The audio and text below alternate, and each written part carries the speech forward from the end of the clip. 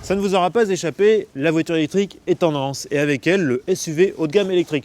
Tout le monde s'y est mis, hein. Tesla, Audi, Mercedes, il ne manquait plus que BMW et c'est désormais chose faite avec ce iX3. Alors vous allez me dire, un SUV électrique basé sur un SUV thermique, est-ce que c'est pas un peu du bricolage? Peut-être, mais en attendant, vous allez voir, ça fonctionne plutôt bien. Particularité du iX3, il n'est pas assemblé aux États-Unis comme les autres X3, mais en Chine. Assez logique étant donné que les voitures électriques sont très populaires dans l'empire du milieu. Mais cela implique des contraintes logistiques qui ont obligé BMW à simplifier la gamme à l'extrême. On a donc une seule version, 286 chevaux en propulsion, 2 finitions bien équipées et seulement 3 teintes de carrosserie, noir, gris ou blanc.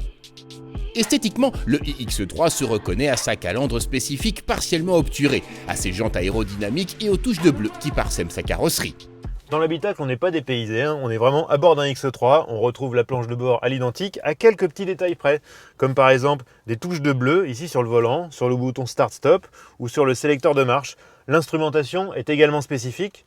Enfin, ce qu'il faut noter, c'est que le GPS a été adapté. Il dispose désormais d'un planificateur d'itinéraire.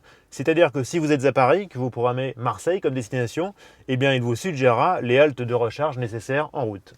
Installées dans l'épaisseur du plancher, les batteries n'empiètent pas sur l'habitacle, qui pourrait être plus spacieux. De son côté, le coffre perd un peu de volume, mais il affiche encore 510 décimètres cubes. En revanche, sous le capot à l'avant, déception, on espérait à minima trouver un petit coffre pour ranger les câbles de recharge, et ben non, à la place on a ce cache plastique, et le pire c'est que regardez en dessous, jugez par vous-même, il y a plein de place, là sur ce coup-là, c'est un petit peu raté.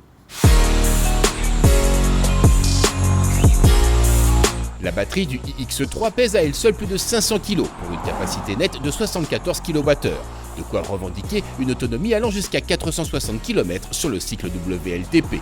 Sur une wallbox comme celle-ci qui délivre un courant à 7 kW, vous pourrez recharger complètement la voiture en à peu près 11h30.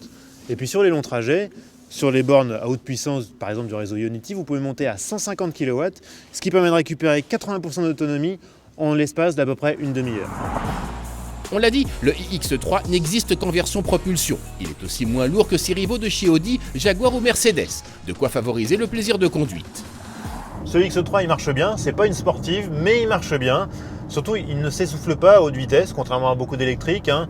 Même quand on réaccélère à partir de 100 km/h, il y a encore du répondant. Mais c'est vraiment sur le comportement routier qui se distingue, hein. C'est une propulsion et ça se sent.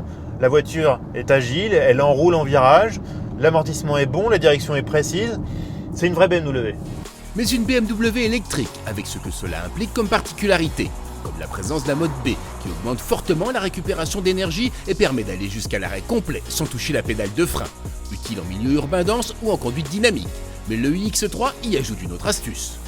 Et pour préserver l'autonomie, BMW a imaginé un système assez intéressant, ça s'appelle la récupération d'énergie adaptative.